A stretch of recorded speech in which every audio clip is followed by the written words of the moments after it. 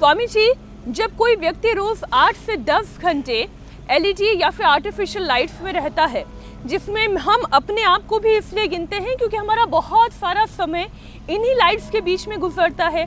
Natural light में हम तब बहुत ज़्यादा काम करते हैं जब हम फील्ड पर जाते हैं, वरना हमारा मेजर वर्क सारा स्टूडियो के अंदर होता है। स्वामी जी, शरीर के अंदर वो कौन कौन से बदलाव शुरू हो जाते हैं जब व्यक्ति नेचुरल लाइट्स में जाना बंद कर देता है?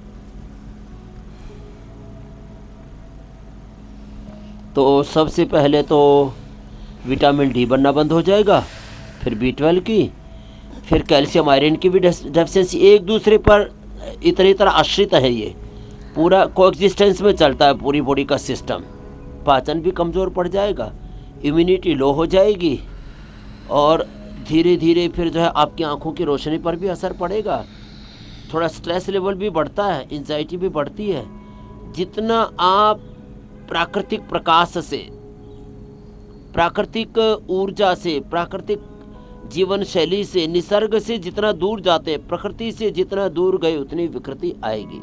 तो विटामिन डी एक है, फिर B12, कैल्शियम, फिर आयरन, फिर जो है सामान्य रूप से आहार में प्रोटीन, मिनरल्स, विटामिन्स होते हैं, लेकिन फिर भी प्रोटीन की डेफिशिएंसी, विटामिन सी की डेफिशिएंसी, विटामिन ई की, विटामिन के की, अलग अलग प्रकार से ये जो सारे न्यूट्रिशंस, माइक्रो न्यूट्रिशंस हैं, विटामिन्स हैं, मिनरल्स हैं, इनकी डेफिशिएंसी के हम शिकार हो जाते हैं। कि सूर्य केवल विटामिन डी नहीं, सूर्य अक्षय अखंड ऊर्जा का स्रोत है, भंडार है।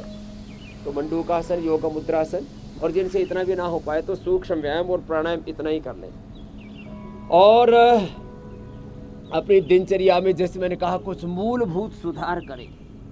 ऐसा एक बैलेंस्ड लाइफस्टाइल, ऐसा एक वैज्ञानिक, सार्वभौमिक, स्वस्थ जीवन दर्शन अडॉप्ट करें।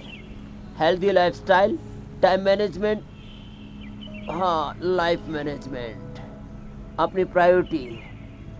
और इसमें रोज कम से कम मंडूकासन, योग मुद्रासन ही तो सबसे हो जाता है, वक्रासन और फिर गोमुखासन, क्योंकि ये भी बीपी, शुगर से लेकर के, पेट से लेकर के, और हमारा पूरा स्ट्रक्चरल बैलेंस करता है।